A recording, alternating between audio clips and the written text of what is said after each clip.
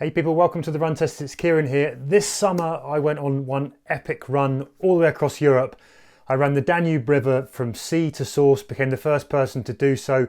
1,830 miles over 67 days, about a marathon a day for 67 days on average. Now, why am I telling you all of that? Well, I ran that distance in 3 pairs of shoes. Just 3 shoes got me across Europe.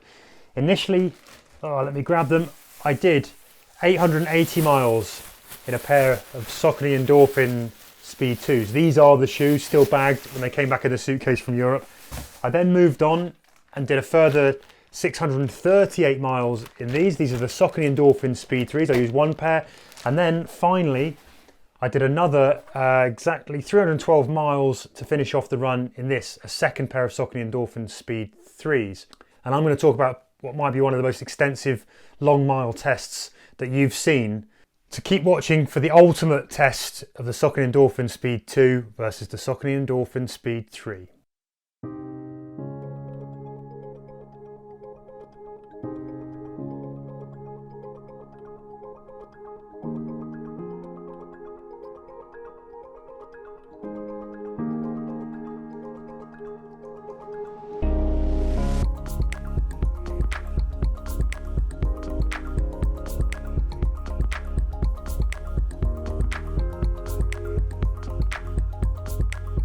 Why did I choose the Speed 2?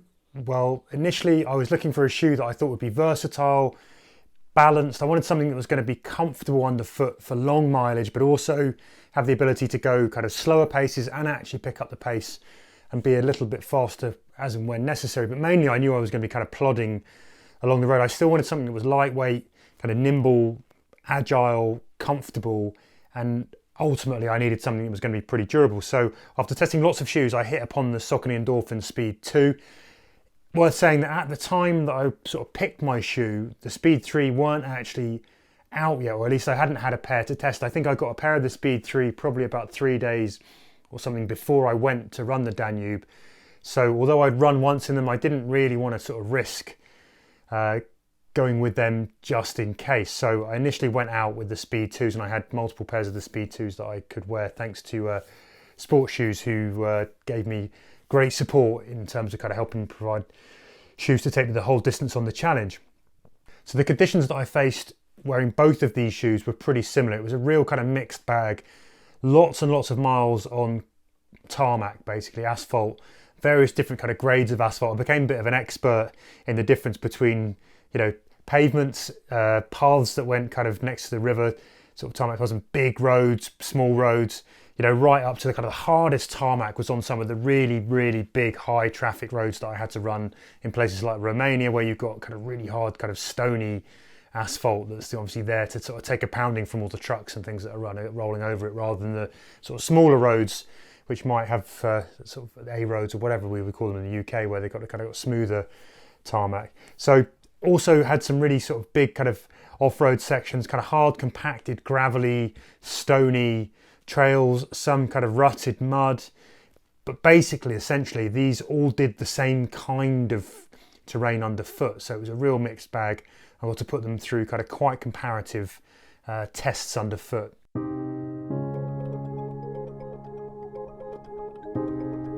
So how did they cope with that kind of terrain? What did I like? What didn't I like? What were the big pluses for each of these shoes? And would I choose one over the other if I were going to go and do it again? What does it mean for kind of regular running? What have I learned from doing that kind of mileage in these shoes? Well, let's start off with the Speed 2. Now, when I first went out there to run in these, they were great pretty much from the start. They do come up slightly narrower, I think, in and around the toe box, a bit tighter than the Speed 3s. That was one thing that I noticed. I have a problem where my little toe sits a little bit underneath its neighbour on both feet. And when you're doing long mileage, that pressure, if there's not enough room for it to spread, can cause a problem. It kind of basically tries to de-hood itself.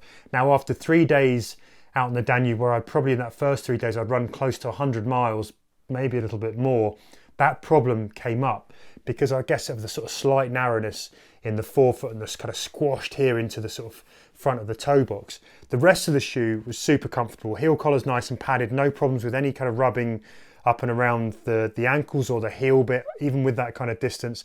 Perfectly good kind of lockdown hold. Underfoot, I'd got a few little hot spots, but again, nothing crazy from doing that kind of mileage. You'd expect to get a few, but I had really kind of little blistering problems generally. One of the major things that I did find though was at times I had to kind of stop to walk for many reasons, maybe to sort of cope with the distance. It was very hot out there, up to kind of 35 degrees at times. And actually I found that I got more blistering and problems underfoot in the Saucony Endorphin Speed 2 when I walked than when I ran. One of the reasons is I think the kind of the insole, it sort of rises up and there's like a join when it meets the heel, and that rise in the shoe when you're walking caused a rubbing on the back of my heel that I've never had before, and they blistered quite badly in those early days. It did settle down, but that was something that instantly kind of disappeared the moment I put on the Speed 3, or it was certainly less of a problem in terms of walking in the Speed 3. There's still got the rise there, so I don't quite know why. It's almost like identical. It's maybe a little bit deeper in the Speed 2 and a little bit shallower in the Speed 3, that kind of rise up to the heel point. So maybe that's what made the difference. Obviously, most people are not going to be walking in the shoes, but it was one of the things that if you might find a bit of a difference for some people kind of running in them. The Speed 2, for those 880 miles, I found the performance underfoot was really, really solid. You know, everything that you kind of expect to get from the Speed 2. There was kind of cushioning, there was kind of response. If I wanted to go a little bit faster, it could take it. I didn't tend to do that, but even at slower paces, in those early days, I'm talking about kind of me, I was running maybe like 10 or 11 minute miles. It coped admirably well with that kind of versatile kind of range of paces. Sometimes I was running a little bit faster than that. Also, don't forget, I was running with a 8 to sort of 10 kilo backpack, and it's a lot of weight going down through the shoe. So for a shoe to do 880 miles, without kind of needing to be changed, with that kind of force going through it in temperatures that were really hot, day in, day out usage, that's a really, really solid performance. Now, in terms of the overall durability though, when did the Speed 2 start to kind of have problems? I would say probably, maybe like 100 miles before that, I started to experience sort of some problems where I felt like the cushioning had kind of gone a little bit. I wasn't getting quite so much protection up through it, and that was when I started to feel like I wanted to change the shoe. And particularly the stage when I was kind of running on kind of much harder tarmac. And that is kind of essentially why I switched over to the Speed 3. Now what I got from the Speed 3, I hadn't run in these very much before I came out here. I think I'd done one run max. Essentially what I got was instantly a bit more width up here and a bit more room in the toe box, even with the uppers not hanging quite as low and close to the feet on the toes. And that sort of made my sort of toe issue much less of a problem straight away. They still retained all the comfort I think that you get in the Speed 2s up and around the heel collar, the lockdown fit, the overall, I ran true to size in all of these shoes, so all of that kind of fit, the snug fit was perfect. Underfoot was kind of where I felt, I guess, the major difference here. Extra cushioning underfoot for sure in the Speed 3 compared to the Speed 2. Without kind of really, I don't think, adding weight. They both kind of felt as light. I do think the Speed 2 overall feel a little bit more sort of narrow and a little bit more agile. I guess they're a little bit more racy, I think, overall than the Speed 3, which I do feel they're still springy and they're still responsive. They're still light, but I do feel it feels underfoot to me like there's just a little bit more shoe than you get from the Speed 2. But I'm talking margins here, but having run long distance in both of these, if I were going to go and just race a marathon, I wanted to go all out, in my best form as fast as I could possibly do, I think I might still consider lacing up the Speed 2, just because I feel like there's a little bit less shoot and they feel a bit more racier. Whereas I think for other kind of long mileage, kind of training runs, I think there's a bit more kind of width underfoot in that midfoot as well. So there's a bit more kind of stability, a bit more protection that kind of makes the Speed 3 feel, I think, like you could use it more as a kind of training shoe and for the longer mileage. So I was very happy doing kind of the 30-mile days with these Speed 3s on. A little bit happier, I would definitely say, than I was in the Speed 2. I felt like they were a little bit more protective. There was a little bit more comfort, a little bit more protection from the road, and a little bit more space and a little bit more breathable overall around the foot. So for those longer, slower miles, I think the Speed 3 were great. That said, between these two shoes, where I just checked that, I think it was, maybe it was kind of well over a kind of 1,000 miles. Towards the end of my Danube run, I was actually running faster. I was still carrying that kind of 10 kilo backpack. And again, I feel like the midsole foam in both sort of pairs of these held up pretty well throughout that. Over those miles, I started to pick up the pace a bit. So I started to realize I could run closer to kind of 8.5-minute miles or 9-minute miles in the Speed 3, and they coped admirably well. I think the versatility of the Speed 3 may be a little bit broader. You know, there's a bit more kind of comfort at slower paces with kind of heavier weight going through it, but they're still able to cope at those faster paces, where I do feel like maybe the Speed 2, it's a little bit of a narrower window, if you like. They're probably happier when you're running kind of faster paces in a bit more kind of a better form. The highest compliment I can pay to the Speed 3s, and I think more so than the Speed 2s, is that there's a bit of a disappearing feel on the foot. Once I was running in these and I'd kind of done those first sort of few runs in them, I never really noticed that they were there, to be honest, you know, which is great when you're putting in, you know, essentially like, you know, in a week, I think my longest week was well over 200 miles in that week in these shoes. You know, you're not to not feel the shoe underfoot and not to be aware of it is actually exactly what you need. And that's, I think, a remarkable performance from a really, really solid shoe in the Speed 3. Now, my initial idea was really to try and get through as much distance in as few pairs of shoes over this run as possible. So I knew at the point kind of somewhere in Serbia that I had to switch from the Speed 2. I knew they'd had their day. I knew that kind of midsole foam wasn't giving the protection anymore. I think overall though, if you look at the kind of durability wise on the shoe, you know, the uppers have taken a bit of a battering on the outside. They're starting to kind of wear a bit thin. There were some points that, you know, sort of starting to wearing through on the toe, and underfoot, you can see that the grip has taken a bit of a battering to the heel where I'm landing, but overall this shoe is still holding its shape pretty well. You know, it's not done a terrible job. The same can be said, I think, of the Speed 3 from a durability perspective. These shoes, the uppers don't really look like they've been touched. You know, a couple of the overlays, these kind of, you know, it's just design sort of overlays for looks, they've sort of started to peel off. And you have got, maybe you've got a bit more kind of wearing here on the outside. You can see where my heels landed quite heavily on this, where that kind of midsole has started to scrape away. That's probably kind of more accentuated than it was on the Speed 2. You've got a little bit more kind of grip wear at the front on the toe there than you did with the Speed 2. But I think I moved, after this, I did about 500 miles before I noticed something sort of different with this. And I don't feel like I got the same sort of collapsing sensation from the midsole foam as I did with the Speed 2s.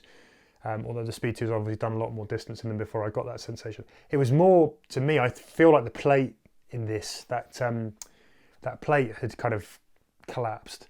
I can't be 100% sure from that, but what I started to notice was that my plantar started to feel more stretched and a little bit burnt. And I can't see that that's coming from the midsole foam. The only thing I could think of was that the plate maybe had its day and needed to kind of be replaced. And that certainly was the case. When I went up to my second pair of Speed 3s, that problem again went away. Now this second pair of Speed 3s, I did 330 odd miles in them. And, you know, again, you can see here that this time, I think probably I was running over a little bit more off-road, a bit more gravel, you know, a bit more stuff that's going to cut up the outsole, but that has taken a bit more wear than the other ones. Again, you know, you're sort of seeing a little bit less on the forefront, but then there's 200 miles less in this. But overall, from a durability perspective, I think both of the Speed 2 and the Speed 3 have performed exceptionally well. I do feel like maybe you're going to get a little bit better durability in that kind of midsole foam, and how long you're going to be able to run on that for protection from the Speed 3s, though perhaps the plate on the Speed 3s went a little bit sooner than the Speed 2. So my verdict then, having done 880 miles in the Speed 2 and well over 900 miles in the Speed 3, is this. I still think that the Speed 2 arguably is a snappier race shoe than the Speed 3. The differences between these shoes, we're talking about kind of margins here. It's very marginal whether or not one is better or the other at a given kind of type of run. But I feel just, I don't know, for me personally, marginally, I think the Speed 2s feel a little bit more agile, a little bit more nimble. They feel a little bit more like a racy shoe than the Speed 3s, which I think because you've got a little bit more cushioning, you've got a little bit wider base, there's a little bit more room at the top. There's more comfort there overall, and I think that kind of lends itself amply well to racing because you're still getting the spring and response, but I don't know, it just feels like a sort of slightly kind of more shoe overall, I guess, than the Speed 2. And for that reason, I think there's just, I don't know, it's a little bit more punch in the Speed 2. That said, I think the Speed 3, the versatility there when you're looking at running everything from kind of long, sort of really slow miles. I think the furthest I went was about kind of 40 something miles in these shoes. They were brilliant.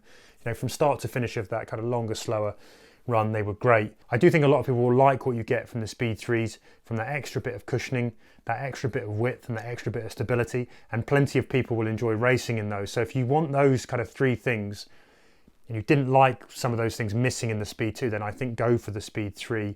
For me personally, I had no problems with stability in the Speed 2, and I just find them a little bit punchier than the Speed 3. And because they're a little bit more nimble and agile, that's what I would go for to racing. If I were going to do long training miles, it's Speed 3 all the way. And I think both of these shoes should be commended. I think they're both excellent shoes.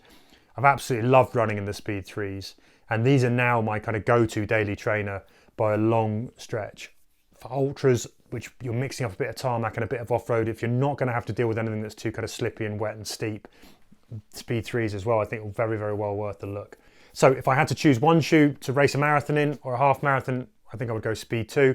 If I were looking for one shoe to invest in to do everything, daily trainer right through to racing a marathon, I think I'd probably go with the Speed 3.